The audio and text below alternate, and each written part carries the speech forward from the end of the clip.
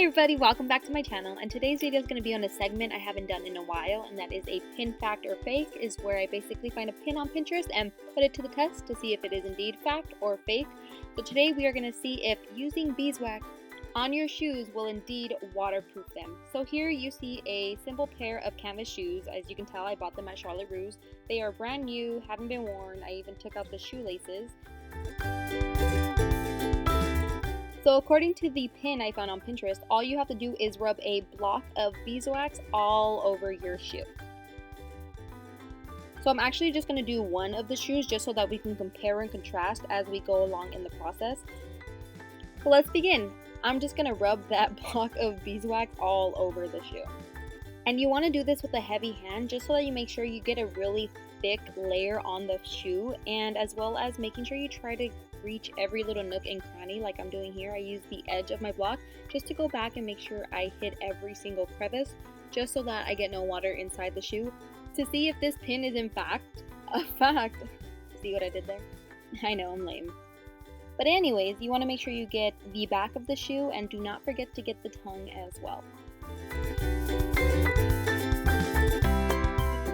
So here are these shoes now side by side, and you can definitely tell that the right one has the beeswax. It's a lot glossier and it's whiter compared to the one on the left that has nothing on it.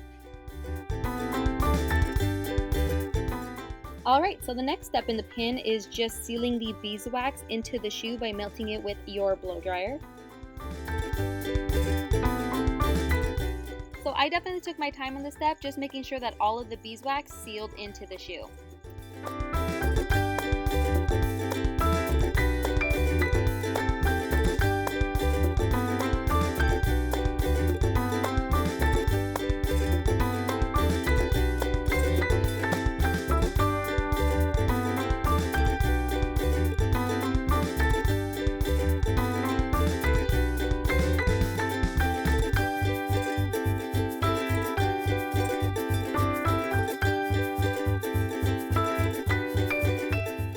So here I have the shoe with the beeswax completely sealed in the material of it, and the one on the left is the shoe that I have done absolutely nothing to.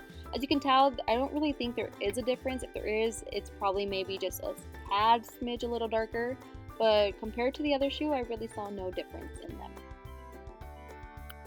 One side note though is that it did look a little blotchy, so I did go back and continue to blow dry those areas, just making sure that the beeswax did completely melt, and that completely helped with the problem. So now I'm going to put the pin to the test. All I'm going to do is just pour some water on the shoe and see what happens. And I was actually astonished by the amount of water that actually just fell off the shoe, and as you can see here, there are little areas that are a little bit blotchy with water, but I didn't think it was so bad. I might have just not put enough just because it looked a little blotchy on camera opposed to what it looked like in person. Here I'm trying to show you that there's no water in the shoe, but I really couldn't tell.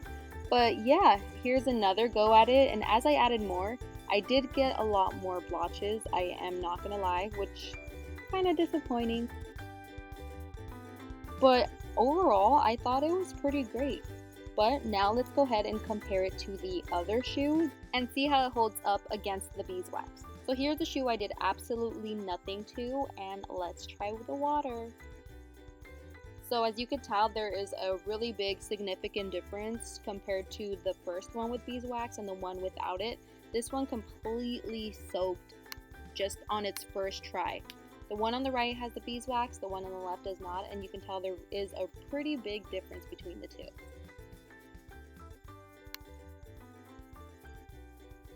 Now I'm just going to place them on the sides and going to give it another go. So as you can see, the one on the right with the beeswax, hardly any like blotching with the water, opposed to the one on the left, got soaked once again. And just turning them, oh, don't mind me, I'm making a mess. And as you can see, turning them on the opposite side without even going with water yet, it had already gotten soaked on the left one without the beeswax, just because it was basically laying in water. Now for the back of the shoe, here we go. I think that one's pretty great. There is no like droopage or blotching on the one with the beeswax, and the one on the left with no beeswax got completely soaked again. Gotta clean up. It's okay, don't mind me. But overall, Look at the difference in the shoe. The front of the shoe completely soaked on the left one, the same thing in the back of the shoe, and on the sides. And just in case you don't believe me, one more go, nothing. Another one for added measure, nothing. So overall, I think it was a pretty good fact. Alright everybody, well thank you for watching and please subscribe.